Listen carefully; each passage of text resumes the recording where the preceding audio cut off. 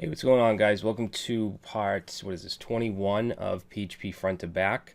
I know it's been a while since I uploaded to this series. I've just been really busy. I'm working on a 10 project Laravel course for Eduonics, and that's taking up a lot of time.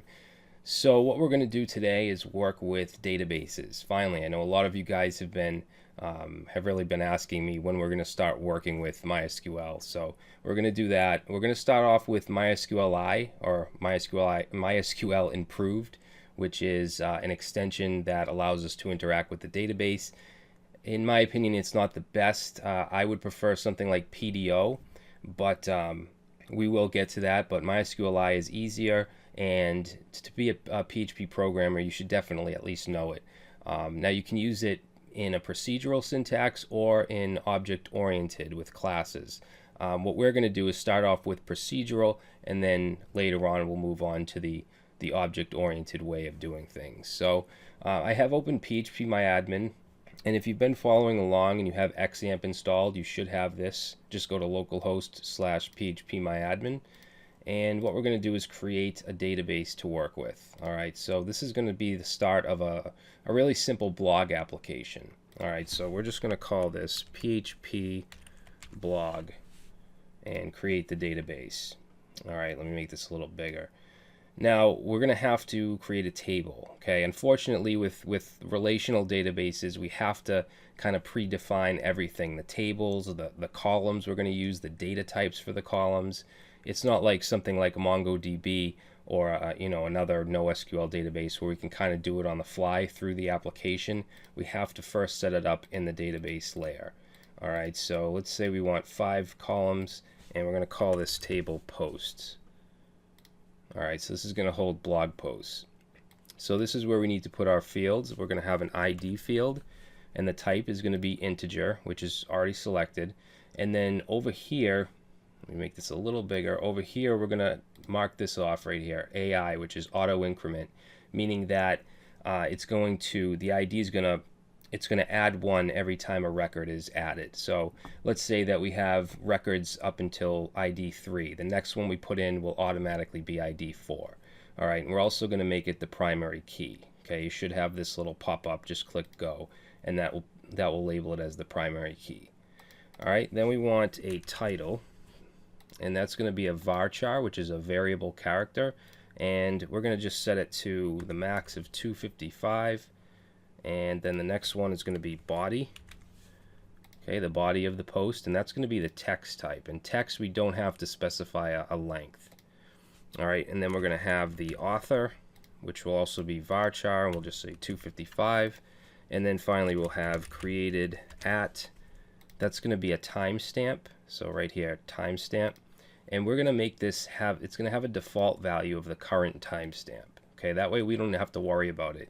Every record that we insert will automatically get that, that day and time. So let's say save. Now we have our post table. So I want to insert some data, because the first thing we're going to do with our application is, select data from the database. So we need to insert. And we're going to say for title, let's say post 1. You don't want to touch the ID because it's auto increment. It's going to update by itself. And then we'll just say this is my very first post on this awesome blog. I don't know. Doesn't matter. Author. Just put myself. And then let's add another one. We'll say post 2.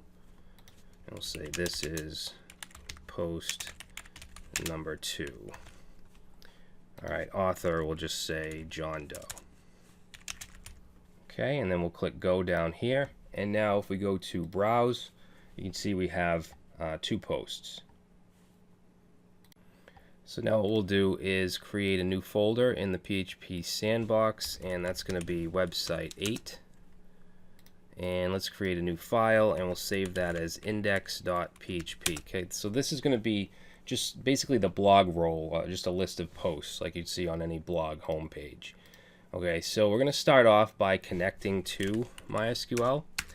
So to do that, let me just put a comment in here. We'll say create connection, and then we're going to put a variable. I'm just going to say CONN for connection, and we're going to set that equal to MySQL underscore connect. I'm sorry, MySQLi. That's the old way of doing it without the I. All right, so what we want to put in here is 4 things basically. We want the host, which is going to be localhost. We want to put the user, which is going to be root for me, and then the password. Okay, make sure you put your user's password, and then the database name, which we called PHP blog. All right, so that's the connection string. Now what we want to do is check the connection, and we can do that by putting an if statement, and we're going to check for MySQLi underscore connect underscore err no. All right, which is actually a function. So if that's true, then we're not connected, or there's an error. So we'll say connection failed, and then let's just echo out a message. We'll say failed to connect to MySQL, and then we can actually concatenate onto this the actual error, so we know what's going on. So we can get that from MySQL connect, iConnect. I haven't used this in a long time. Underscore err no. And yeah, that should work. So let's go ahead and save that, and then we'll go to localhost / php sandbox / website 8. What the hell? Oh, I misspelled localhost. PHP sandbox website 8. Okay, so we're not seeing anything, which is actually a good sign. If I were to go over here and let's say root 1, which obviously isn't correct, and we reload, we get access denied for root 1. Okay, if we were to, let's say, change the name of the database to something that's not there and reload, we'll get unknown database. So this will tell us what's wrong. All right, so I'm going to put it back to the correct settings, and that's it. So we're connected, but I don't want to have this inside of this file because we're going to need this in other files as well. So what I would usually do is create a new folder. Why is that not updating? New folder. Let's see, refresh. What the hell? Not sure why that's happening. Well, let's create it out here then. We want htdocs, php sandbox, website 8, and we'll create a folder called config. All right, I guess we have to do that for some reason. And then in config, we'll create a new file and we'll save it as db.php. All right, and then we'll move this whole thing to the db file, and then we'll simply require that file. So we'll say require, and that's going to be in config / db.php. All right. So now that we're connected, let's go ahead and try to fetch the posts. All right. So let's see. We're gonna first create a query, so we can put that in a variable, and the query I want is going to be select all from posts. Now, if you don't know SQL at all, I would suggest going and watching my SQL beginner to intermediate series, and it'll tell you all about select statements, inserts, updates, and all that. So that's our query. It's put in a variable, and then what we want to do is get the result. Let me just put comments here too. So this is going to create query, and to get the result, we're going to set a variable result and set it to MySQLi underscore query, and we're going to pass in query. All right, actually we want to pass in the connection and the query. All right, we can use this because we're requiring the DB file up here, which has that connection variable. All right, now there's a lot of different ways to fetch data. We're going to use MySQLi fetch all, and we want to get back an associative array. Okay, so let's say fetch data, and for that let's put it in a variable called posts, and we'll set this to MySQLi underscore fetch all. All right, and then in fetch all we're going to pass in the result and then the type of data or the type of format that we want, which is an associative array. So we want to say MySQLi underscore assoc. All right, you guys know what an associative array is. It's like this. So name, Brad, and so on. All right, so now we should have that data inside of posts. What we want to do now is free the result. So this basically frees it from memory. We'll say MySQLi underscore free underscore result, and then we just want to pass in the result. All right, and then finally we want to close the connection. So for that we're going to call MySQLi underscore close.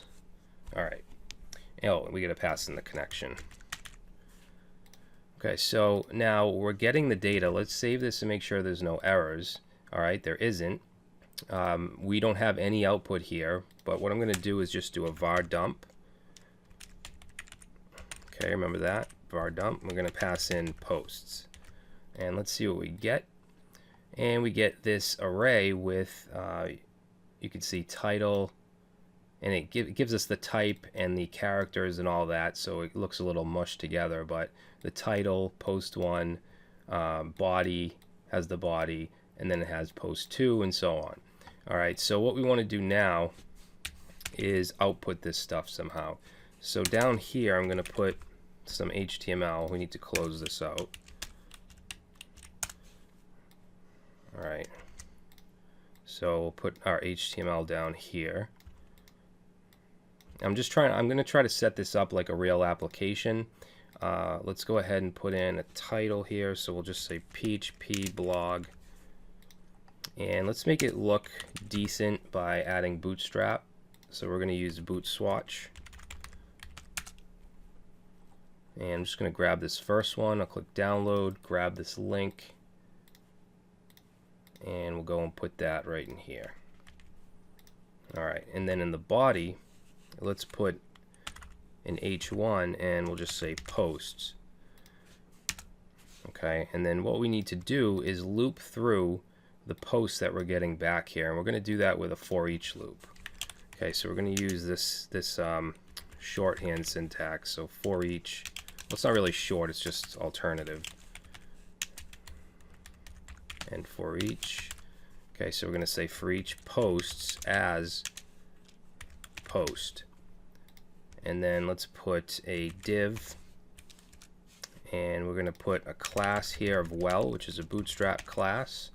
And then we'll put, let's say, an H3, and in here we'll say PHP echo post. Remember, it's an associative array, so we can access them like this. Okay, so that's H3, and then let's put a small tag, and in here we'll say created on, and then we want the date, so PHP echo post, and remember we have that created at field that gets filled automatically, and then we'll say by, and then we'll echo out post, post author. All right, and then under that, let's just put a paragraph tag, and we'll say PHP echo post body. All right. Yeah, that looks good. So let's save that, and let's go over to our application and reload, and there we go. Post 1. You can see we're getting the date, the author, and the body. I just want to wrap a container around this stuff. I know we don't have to use Bootstrap. It's just kind of adding something to the mix, but I want it to, you know, look at least a little decent. All right, reload, and there we go. So that's how we can select multiple rows from the database. So now what I want to do is I want to make it so that we can click on these and then grab that specific post from the database. Okay, so let's go down here and let's put a read more link. Okay, so this will go to post.php, and we're going to send a parameter. We're going to send the ID, and then in here we can say php echo post and get the ID. All right, and let's see, let's also give it a bootstrap class of btn and btn default. All right, and then the text will just say read more. So now we want to create a new file in the website 8 directory, and we're going to save this as post.php. Okay, so this is going to represent a single post. And what I'll do here is just copy everything from the index file, paste that in. We're bringing in the database. We're going to say select all from posts, but we want to specify what post, and we can do that with a where clause. So we're going to say where ID, and for now we'll just say where ID equals 1. All right, and then we're going to do the same thing here. We're going to pass in the query, get the result, and then when we fetch the data, instead of doing MySQLi fetch all, we're going to do MySQL fetch assoc, which will basically take that one post and turn it into an associative array. All right, and then we just want to get rid of this right here. All right, and then let's see, we'll free the result. That can all stay the same. Now, since it's only returning one post, we don't need to do a for each. So let's get that out of there. Okay, and then I also don't want this in a well. And let's see, we'll just move this back. And let's actually put the title in the H1. So we'll grab that, put it in the H1, and then get rid of that. Okay, we'll keep the small, we'll keep the body, get rid of the read more because this is an individual post. We don't need a read more. And that should do it. So let's save and go to website 8/post.php, undefined variable post. Oh, right here. Take off that S right there. And there we go. Now, if we want it to correspond to one of these, which I need to reload, for instance, post 2, we need to get this ID right here and then pass it into the query. All right, so let's go back here and let's say get ID. Okay, so get ID, we're going to create a variable called ID and then set it to, remember this, get ID. Now, there's an extra security precaution we should take here and run this through a function called MySQLi underscore real, what the hell is it? Real escape string. Okay, we want to wrap that in that, and that'll escape any dangerous characters or anything that's, harmful. And then let's see, right here, instead of using just a hard-coded 1, let's concatenate onto here and we'll say ID. Okay, and let's save. So now if we click on post 2, whoops, what happened here? Oh, this real escape string, it expects the connection as well. So first parameter should be the connection. And there we go, post 2. If I click on this read more, we get post 1. All right. We should also put like a back button here. So let's go to post, and let's see, right above the title, I'll just put a link to slash, and we'll say back. And we'll give it a class of btn and then btn default. Okay, now you see how I click back and it's actually going to the root of localhost, and I don't want that. What I want to do is create a config variable for the root URL so we can use that throughout the site.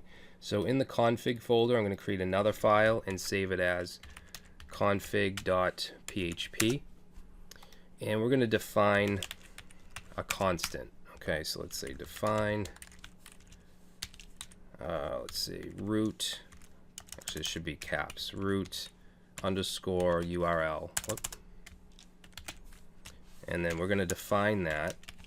So it's going to be HTTP localhost / PHP sandbox / website 8.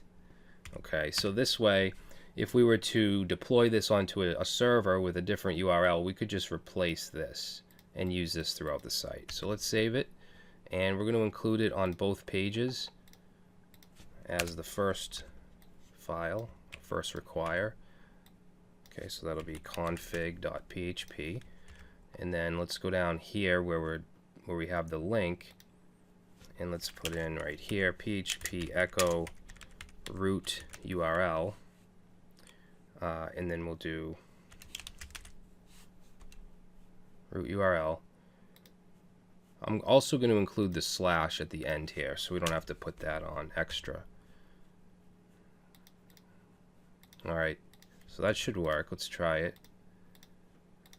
Okay, good. Now for the back button, let's go to our post PHP, and we also need to require the config here.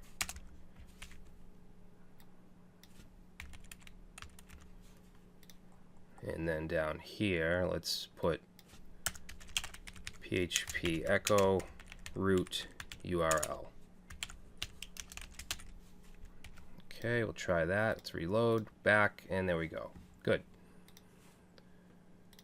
Now it's also a good idea for your database parameters to be in the config rather than just right in here. So what we can do is say define, and we'll say db, and you may have seen something like this before.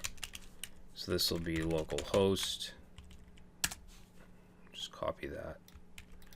So host, user, password, and name, user, root, and pass, and db name, which is going to be PHP blog. Okay, and then we can save it and go to our DB, and we can replace these with DB host, user,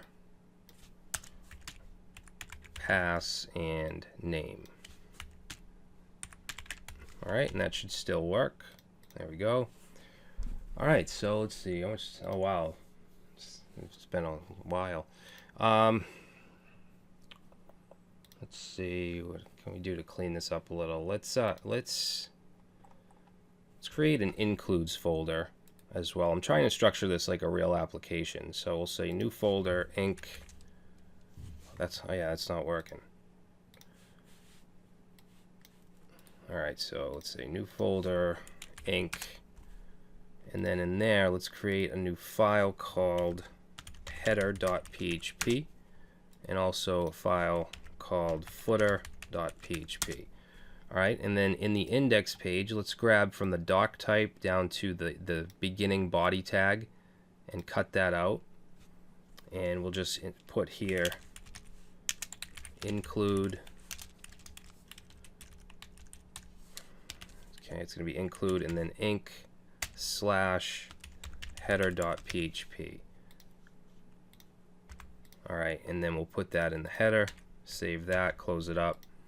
And then for the footer, I'm going to grab just the HTML in the body, cut that, put that in the footer, save it, close it up, and then we want to include that as well. Okay, because you want to try to not repeat yourself as much as possible. All right, and then we'll do the same thing on the post page. So I'm just going to grab that, and we'll replace this with that, and then these with footer. All right, and everything should still work. Good. And then the last thing I want to do really quick is put a navbar. So let's say new file in the includes, save this as navbar.php, and let's quickly just go to getbootstrap.com, get started, examples, starter template, Control U, and grab the nav. Okay, we'll just put that in here. Let's get rid of the navbar fixed top. Let's change inverse to default. Let's add the project name, which is PHP blog. And then all we need right now is the home link. And that's going to have PHP echo root URL. And we're going to take this active class off for now. Alright, so now we need to stick that in the header file right below the body. So we'll say PHP include,